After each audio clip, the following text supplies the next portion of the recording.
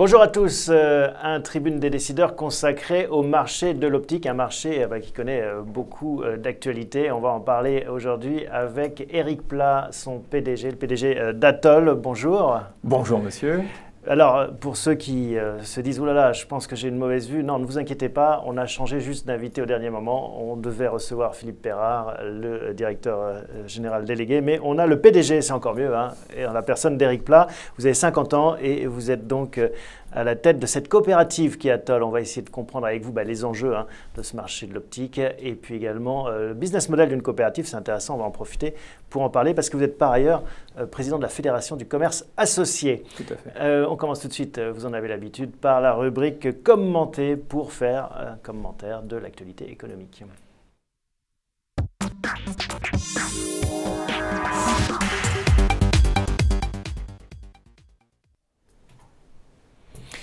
Alors, Eric Plat, la situation économique du pays, vous avez la chance finalement au travers des 800 membres de votre réseau de coopératives et puis de vos boutiques, hein, vous êtes vous-même à la tête de 3 boutiques d'optique, d'être au contact du terrain, vous n'êtes pas un PDG dans sa tour d'ivoire.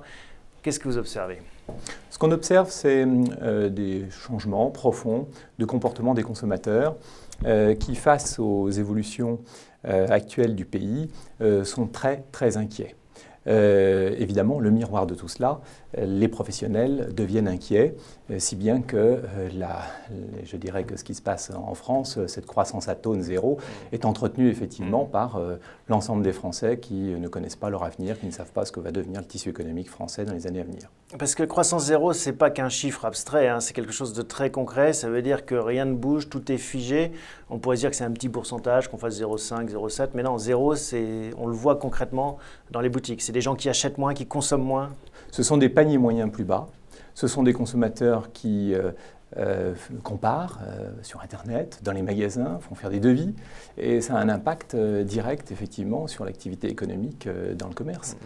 Dans l'optique, le marché de l'optique, qui était encore en croissance il y a 18 mois, est passé aujourd'hui plus que dans le rouge, en négatif même, à moins 3%.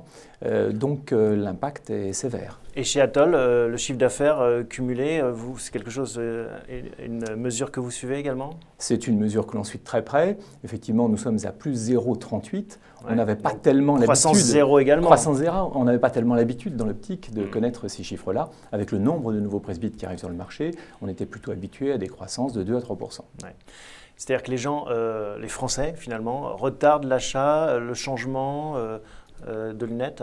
Oui, alors d'une part, ils retardent ces changements de lunettes. D'autre part, ils baissent leur niveau moyen de consommation. Les paniers moyens sont un petit peu plus faibles. Ça, c'est pour le consommateur. Les professionnels que vous représentez se sentent inquiets, vous dites, à la fois parce qu'il y a peut-être moins de clients, un panier moyen qui baisse, mais aussi ils se sentent dans l'œil du cyclone ou dans le viseur, finalement, avec tout ce besoin de réforme dans le pays, sur le déficit de la sécurité sociale, par exemple? Dans l'optique, effectivement, les professionnels sont inquiets parce qu'il y a un certain nombre de réformes qui sont en cours et on ne sait pas du tout quels vont être les impacts et les conséquences de ces réformes. Qu'est-ce que vous redoutez? Ce que l'on redoute plus que tout, c'est les changements permanents de législation et d'encadrement juridique. Cette instabilité juridique entretient une instabilité dans les investissements. Les opticiens ont gelé leurs investissements, comme dans de nombreux secteurs de l'activité économique française, en particulier dans le commerce. Au-delà du secteur, on va reparler après d'Atoll en détail, sur l'actualité du pays, on voit une gauche fragmentée, hein, les attaques de Martine Aubry ce week-end contre le gouvernement, on voit une droite divisée également, avec le retour de Nicolas Sarkozy qui semble perturber le jeu. Comment est-ce que vous analysez ça? Est-ce que vous dites, comment est-ce que vous voyez ce trouble politique? Je pense que ce trouble politique est excessivement néfaste pour notre pays. Sans une direction claire, sans des orientations extrêmement claires, effectivement, notre pays aura du mal à s'en sortir. Il me semble qu'au travers du gouvernement Valls, il y a quelques orientations un petit peu plus claires, mais à chaque fois qui sont contestées par des membres de la majorité d'Emmanuel Valls, ce qui était extrêmement désagréable, ce qui empêche d'avoir cette visibilité nécessaire pour le bon climat des affaires. Ce débat sur est-ce que l'Allemagne doit investir plus, aller demander finalement à nos amis allemands de faire plus en termes de dépenses. C'est quelque chose qui vous impacte ou vous dites finalement c'est loin de notre quotidien C'est très loin de notre quotidien et moi ce que je pense, ce ne sont pas aux États d'investir, ce sont aux entreprises d'investir. Il faut redonner le moyen aux entreprises d'investir. Or aujourd'hui, tout a été fait pour brider ces investissements par l'entreprise. Le rapport entre le produit intérieur brut et le budget de l'État disponible pour l'investissement est tellement faible que de toute façon, même s'il y avait un grand plan de relance de l'économie, il n'aurait quasiment pas d'impact sur la croissance. Je le rappelais, vous êtes aussi président de la Fédération du commerce associé. Pour être clair, ce sont des grandes coopératives avec des marques connues. On peut en citer quelques-unes dans la distribution, c'est Leclerc, Système U, je parle sous votre contrôle, Intersport aussi. Intersport, exactement, Jouet Club.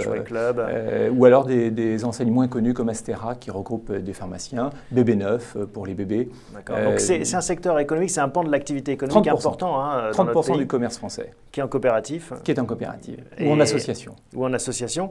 Donc c'est un business model qu'on ne connaît pas. Est-ce qu'il y a, enfin qu'on ne connaît pas très bien, est-ce qu'il y a des différences entre les secteurs justement? Est-ce qu'il y a des secteurs qui vont mieux par rapport à l'optique Le commerce coopératif, d'une façon générale, se porte mieux que le commerce traditionnel. Pourquoi? Parce que ce sont des entrepreneurs indépendants qui sont à la tête de leurs entreprises, qui se fédèrent, qui se mutualisent. Et donc il y a plus d'énergie, la somme de toutes ces énergies est plus dynamique qu'une grande entreprise avec des salariés? Une grande entreprise avec des salariés qui sont évidemment moins impliqués et où les relais sont plus compliqués. Nous, les relais se font de la base vers le centre et inversement. Et donc, ces échanges sont très profitables. Et alors, je reviens à ma question. Est-ce qu'il y a des secteurs qui souffrent peut-être plus, d'autres qui se portent mieux? On a vu que l'optique, c'était autour de 0, chez Atoll 0,3. Par exemple, le bâtiment, c'est pas une. Il y a aujourd'hui des coopératives qui officient dans ce milieu-là, comme Gédimat par exemple, et qui connaissent des heures difficiles en effet. Ceux qui s'en sortent le mieux, c'est qui alors? Il n'y a pas tellement de secteurs qui s'en sortent bien en ce moment. C'est ça qui est assez dramatique. Et est-ce qu'il y a un message, vous, en tant que président de la FCA, alors justement, que vous souhaitez porter pour ceux qui nous écoutent Oui, je pense que le message principal, c'est qu'il faut surtout que les Français ne se découragent pas et qu'ils continuent d'innover. Il y a une formidable capacité à innover dans ce pays. Moi, je l'ai vu avec le lancement de notre lunette TU, qui est une lunette 100% française, la première lunette connectée. Je suis allé au printemps dernier à l'Electronic Consumer Show à Las Vegas et j'ai vu des entreprises françaises briller. Donc on a un véritable potentiel d'innovation. Il faut simplement que dans cette phase qui est à la fois une crise, je dirais, de confiance et une crise économique, il faut que les Français retrouvent confiance en eux pour entreprendre. Un message de confiance également, comme celui que tente d'adresser le gouvernement. Allez, on passe tout de suite à la rubrique partagée pour mieux comprendre justement ce business coopératif et le métier d'Atoll.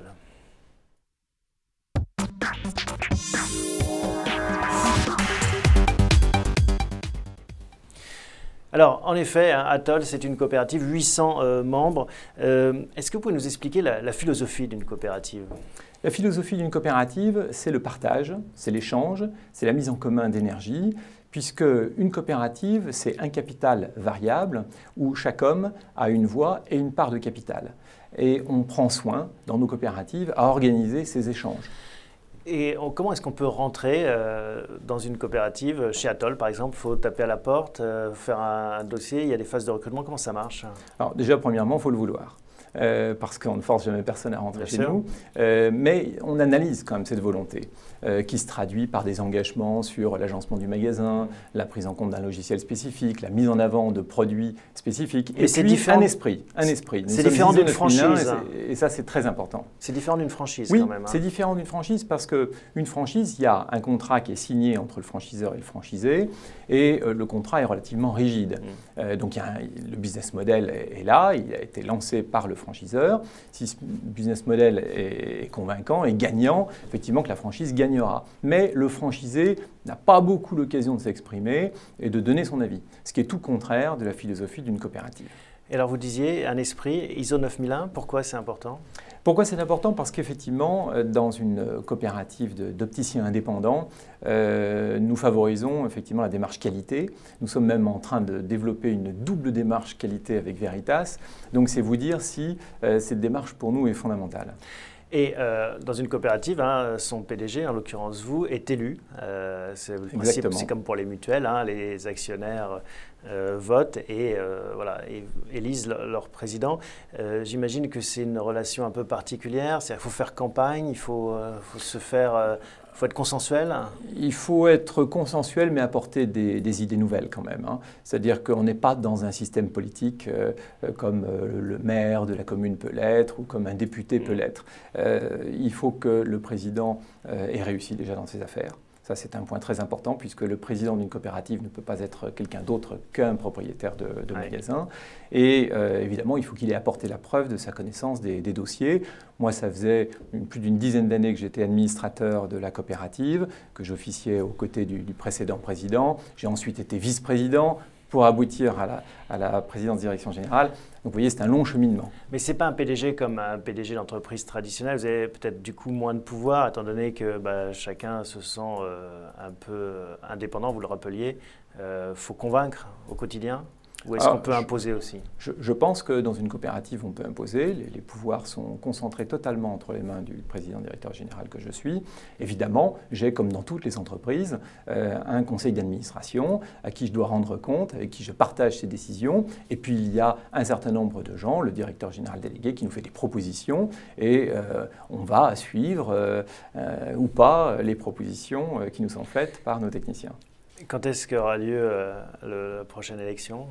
Quand est-ce que vous serez en campagne? Alors, en fait, les élections se déroulent tous les 6 ans. Il faut être élu dans le conseil d'administration pour ensuite être élu à la tête de ce conseil d'administration. C'est tous les 6 ans. Ça fait 2 ans que j'ai été réélu. Vous avez encore 4 ans pour dérouler votre programme. Exactement. Alors, justement, on va parler de votre programme. La relocalisation, ce n'est pas vous qui l'avez initié, mais depuis 2007, c'est une tendance forte chez Atoll. Oui. Un axe fort. Pourquoi relocaliser? Pourquoi relocaliser? D'abord parce que nous étions un petit peu petits à l'époque pour continuer d'acheter en Chine. Ensuite, on s'est vite aperçu les inconvénients qu'il y avait à acheter aussi loin. D'abord, il y avait des impératifs de logistique, de prix aussi, qui faisaient que finalement, produire en Chine, c'est bien. C'était une mode, mais qui est vite passé de mode parce qu'on s'est vite aperçu que ça ne nous apportait pas entière satisfaction au niveau des prix et au niveau de la qualité. Il y avait aussi un autre problème qui se posait, si on sort un nouveau produit en Chine, il peut être très rapidement copié. Donc il y a une certaine insécurité qu'il fallait éviter. Alors, la Chine, c'est un défi. La relocalisation, c'est votre réponse. Il y a un autre défi, c'est la technologie. On a une question qui nous arrive. Vadkar Corinne vous demande, pensez-vous intégrer l'impression 3D dans vos process de fabrication? Si oui, celle-ci est-elle de nature à changer votre supply chain? Oui, c'est une bonne question, ça. La 3D... est balbutiante, mais elle va se répandre sans doute assez vite. C'est déjà fait depuis longtemps. Nous avons intégré la 3D pour la fabrication de décors de branches qui sont en surépaisseur sur la branche. Ça, on l'a intégré il y a déjà 3 ou 4 ans. On avait lancé d'ailleurs un site internet à l'époque qui fonctionne toujours, où les consommateurs peuvent choisir des décors eux-mêmes sur leur branche de lunettes. On pourrait aller plus loin, faire toute la monture bien sûr. Et donc, la dernière lunette que nous avons lancée, la TU d'Atoll, qui est la première lunette connectée. Vous ne l'avez pas apportée? Je ne vous l'ai pas apportée. Elle n'est pas encore disponible? Si, elle va être disponible sur le marché au 1er janvier. On en est à la numéro 1. On a eu les protos et puis maintenant, on en est en train de lancer la fabrication. Cette lunette a été entièrement conçue en 3D. On l'a d'abord vue en 3D pour l'avoir ensuite fabriquée définitivement. Acheter des lunettes sur Internet demande œil de lynx. Est-ce possible? Force et faiblesse, Atoll va-t-il se lancer sur ce créneau? Alors, on est toujours dans cette logique de défi technologique, le numérique, Internet qui change les règles. Il y a des pure players qui arrivent sur ce marché. Où est-ce que vous en êtes, vous? Alors, nous, on a commencé depuis longtemps sur Internet pour aider le consommateur à faire son choix. Donc on a été une des premières enseignes à lancer l'essayage des lunettes en réalité augmentée. On a utilisé d'ailleurs une technologie française cette technologie nous a permis d'obtenir, tenez-vous bien, plus d'1 200 000 téléchargements de notre application d'essayage des lunettes en réalité augmentée. Donc ça marche bien. Donc on voit bien qu'il y a une véritable attente de la part des consommateurs. Mais cette attente n'est pas forcément d'acheter des lunettes sur Internet. Ça fait 10 ans qu'il y a des acteurs Internet, des pure players, comme vous venez de le dire, et ces pure players ne connaissent pas du tout le succès escompté. On a l'impression que ça s'accélère malgré tout, qu'il y a eu des marchés comme ça avec des accélérations brutales. Je pense au marché de la chaussure. Oui. On se disait que ce n'était pas forcément un marché intuitif. Acheter des chaussures sur Internet, ça semblait compliqué. Et maintenant, ça s'est popularisé. Est-ce que vous ne redoutez pas aussi moi, je ne redoute rien du tout. Si demain, Internet devient un site de vente des lunettes, nous le ferons. Mais nous le déconseillons aujourd'hui aux Français parce qu'à l'inverse de la paire de chaussures, la lunette est quand même un produit médical et un certain nombre de Français ont pu faire l'expérience qu'une lunette qui n'est pas très bien centrée, dont les verres ne sont pas très bien centrés, va quand même engendrer des problèmes de vision importants, des maux de tête, des gênes visuelles. Il y a 4 à 5 mesures impératives à prendre pour bien centrer un verre de lunettes. Pour l'instant, Internet ne sait pas faire. Il y a un défi technologique qui n'est pas encore résolu. Donc ça, vous pensez que c'est encore une barrière à l'entrée qui va résister aller dans les boutiques, ça restera encore, quand on a besoin de lunettes, quelque chose d'impératif pendant longtemps? Je pense que notre meilleur site restera le site physique encore pendant quelques années. Mais encore une fois… Vous restez pragmatique. Nous restons pragmatiques. Alors, autre défi, Marie Lambert vous demande quelle différence de qualité, monture et verre, entre les lunettes low cost et celles du marché traditionnel, deux marchés concurrentiels ou bien complémentaires. C'est vrai qu'il y a ce défi aussi du prix. Il y a des acteurs comme Lunettes pour tous, je crois, qui proposent je parle sous votre contrôle, vous devez connaître mieux la concurrence que moi, mais 10 €, je crois, la monture. Nous les proposons depuis longtemps, ces lunettes, mais nous, on les propose à 1 € en équipement complémentaire. Parce qu'effectivement, on pense que ce sont surtout des lunettes de dépannage et qu'à ce titre, on n'a pas à vendre ce type de produits. On les offre. Donc effectivement, l'enseigne que vous citez les vend. Ce n'est pas notre objectif. Nous, notre cheval de bataille, il est ailleurs.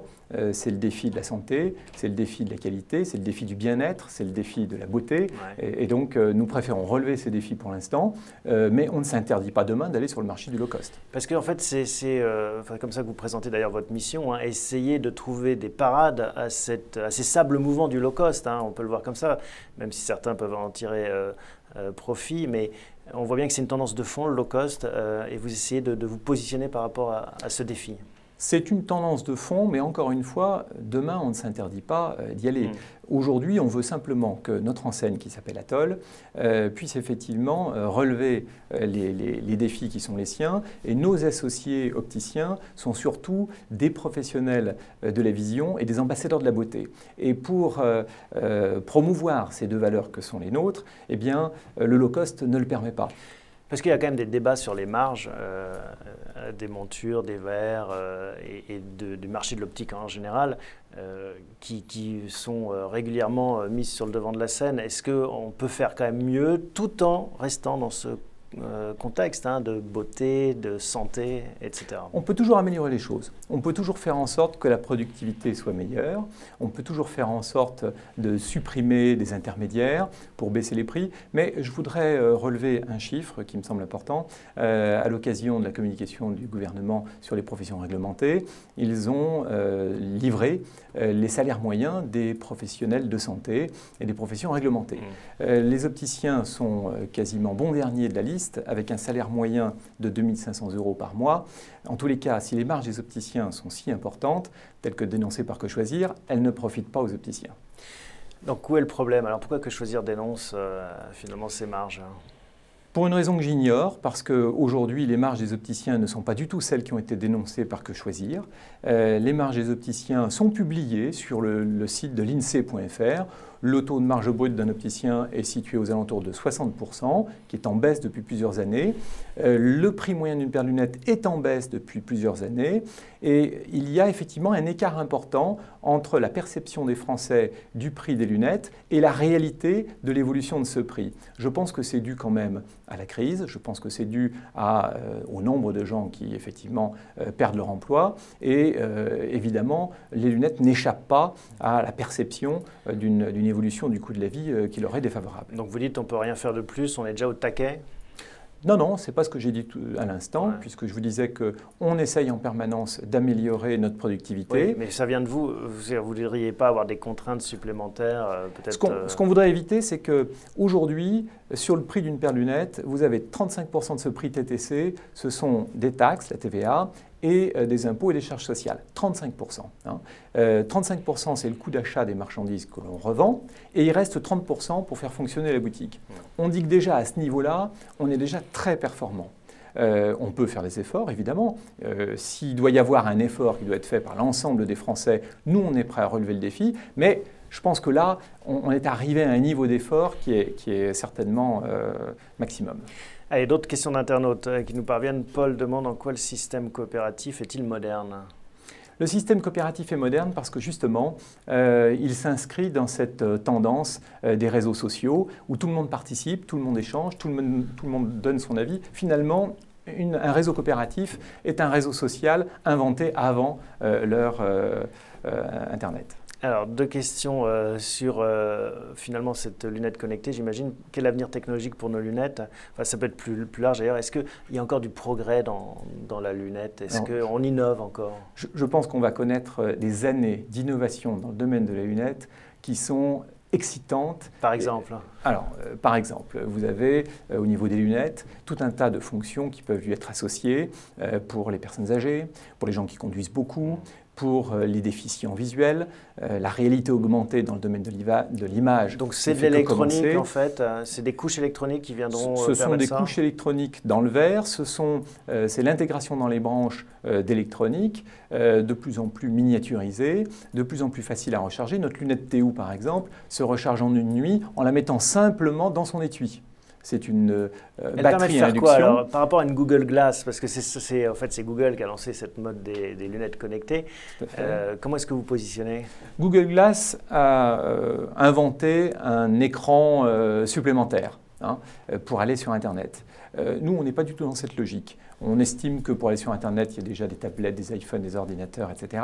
On n'a pas besoin d'un écran supplémentaire et surtout pas quand on conduit, quand on marche dans la rue. Ça peut être excessivement gênant parce que les lunettes qui sont inventées aujourd'hui par les acteurs d'Internet réduisent le champ de vision des gens qui les portent. Nous, c'est tout le contraire. On fait un pari inverse. On fait le pari d'augmenter la vision des gens avec la réalité augmentée ou d'augmenter les services rendus par la paire de lunettes comme notre lunette TU. Souvent, on se pose la question, mais où ai-je mis ma lunette ?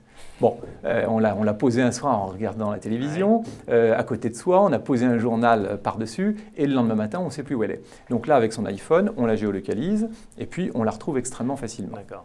Et en termes de vision, qu'est-ce qu'elle permet de faire, par exemple? Ah, celle-ci, elle permet de tout faire, parce que le champ de vision de la lunette n'est absolument pas impacté.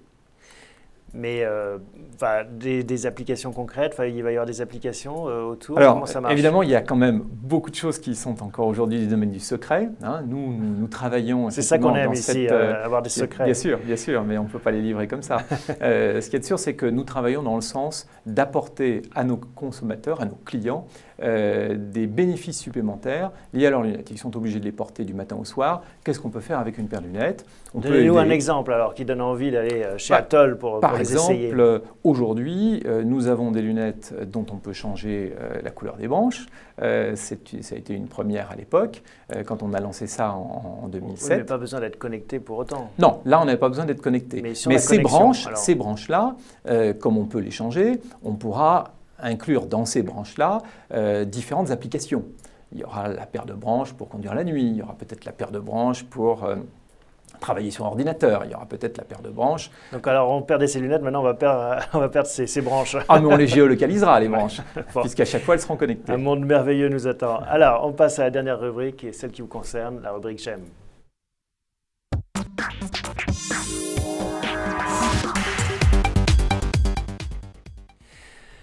Éric Plat, donc vous avez 50 ans, vous êtes le PDG d'Atoll, cette coopérative, et vous dirigez aussi, vous êtes président de la Fédération du commerce associé. On vient sur votre parcours, vous avez commencé finalement dans l'optique, vous avez fait une école d'optique et puis vous avez ouvert vos boutiques. Pourquoi s'être intéressé en tant qu'étudiant à l'optique? C'est une vocation l'optique, comment est-ce qu'on tombe dedans? Oui, c'est une vocation. J'ai voulu devenir opticien à l'âge de 15 ans. Cette vocation, c'est un ami de mes parents qui me l'a communiqué sur Lyon. Et effectivement, c'est un métier qui intègre 3 dimensions, une dimension médicale, une dimension technique et une dimension relationnelle, qui est quand même assez intéressante. Comme ce métier est très complet, je me suis dirigé dans ce métier-là très tôt. Et alors, qu'est-ce qui vous a donné envie finalement d'aller au-delà de faire tourner vos boutiques et puis de vous investir dans le monde finalement coopératif et puis de prendre des responsabilités autres? Je pense que le métier d'opticien est un métier qui est naturellement tourné vers les autres. On s'occupe des problèmes des autres, on est soucieux de résoudre ces problèmes de vision, et donc tout naturellement, les opticiens ont une appétence à se tourner vers les autres. Et l'avantage d'un système coopératif, c'est celui d'être entièrement tourné vers ses confrères. Et vous étiez très entreprenant hein, déjà au tout début, puisque vous avez lancé aussi en parallèle de vos boutiques une école de formation pour les opticiens. Oui, tout à fait. C'est encore une fois cette volonté de toujours se tourner vers les autres, de transmettre un savoir. Ça m'a toujours beaucoup plu. Et j'ai travaillé pour une entreprise de lunetterie célèbre en France, les Lunettes Lamy. Et dans le cadre de cette société, on m'avait confié la mission d'apporter des connaissances commerciales aux opticiens. Quand j'en suis parti, j'ai continué, j'ai créé ma propre activité en parallèle de mon magasin pour entretenir cette relation avec les opticiens. Parce que c'est une fibre qu'ils n'ont pas forcément. Quand on est opticien, on s'intéresse peut-être davantage à la dimension santé dont vous parliez, voire technologique, peut-être moins commerciale. Oui, aujourd'hui encore, le brevet de technicien supérieur qui est passé par l'opticien après son baccalauréat est essentiellement tourné vers la technique. Il y a aujourd'hui de nombreuses formations complémentaires qui sont proposées par les écoles. Il y a des bachelors et donc j'encourage les jeunes opticiens à se tourner vers ces formations complémentaires et puis j'encourage mes confrères effectivement à compléter leur formation en permanence. Atoll a un centre de formation et il faut sans cesse s'adapter aux contraintes du moment. Et c'est un métier qui recrute facilement en ce moment? Vous trouvez toutes les compétences, tous les talents nécessaires ou est-ce que vous devez justement réexpliquer que c'est un métier prometteur? Les talents nécessaires sont en perpétuelle évolution. On vient de le voir avec notre lunette TU. Il a fallu recruter des gens d'univers qui étaient jusqu'à présent inconnus pour Atoll. Encore une fois, je le dis et je le répète, en France, nous avons tous ces talents. Nous avons une qualité de formation qui est assez exceptionnelle et il ne faut surtout pas détruire cela en voulant tout changer. Un mot sur vos ambitions. On sent que vous avez de l'énergie, que voilà, vous aimez finalement ce mode électif. Est-ce que c'est la politique, la prochaine étape pour vous? Est-ce que ça vous travaille? Est-ce que vous y réfléchissez? Non, je ne pense pas. Enfin, il est difficile de dire Fontaine, je ne boirai pas de ton eau. Mais aujourd'hui, je pense que la fonction politique est assez ingrate. Dans mon métier d'opticien et de patron d'Atoll, il n'y a pas cette contestation permanente. Quand on met en place une stratégie, qu'on l'explique, qu'on écoute pour la mettre en place, eh bien, on n'est pas contesté par des chapelles qui ont des intérêts différents des vôtres. Mais justement, hein, c'est ce qu'on reproche un peu aux politiques, finalement, c'est de faire de la politique pour la politique et de manquer parfois d'expérience d'hommes de terrain ou d'entreprises comme vous. Vous n'avez jamais réfléchi à cette Le problème en France, c'est le dogmatisme qui règne dans les partis politiques. Et je regrette que les partis politiques ne soient pas plus pragmatiques à étudier des solutions qui soient plus proches effectivement des attentes et des besoins des Français. Bon, donc ça ne vous tente pas à court terme, on l'a compris. Dernière question, qu'est-ce que vous faites quand vous ne travaillez pas pour vous changer les idées, pour vous évader? Est-ce que vous avez un hobby particulier? Alors évidemment, dans les hobbies, il y a le sport, hein, j'en fais un petit peu, comme c'est recommandé, du vélo et du ski.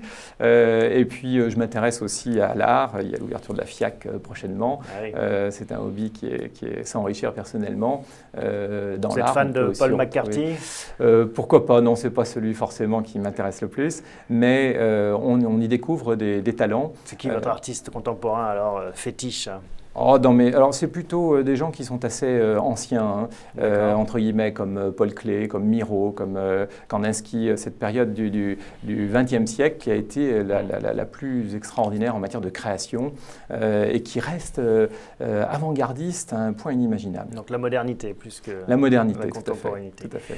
Merci en tout cas Eric Plat nous avoir rendu visite et puis écoutez, on va suivre les prochaines aventures d'Atoll avec une nouvelle ambassadrice, qui est toujours Adriana Carambeu. D'ailleurs, on avait une question. Plus belle que jamais. Plus belle qu'Antoine? Que devient Antoine? On avait cette question aussi. Antoine, c'est toujours un ami, il est toujours dans notre cœur, mais il a fait son temps. Voilà. Bon, allez, place à Adriana. Merci Eric Plat. Merci beaucoup.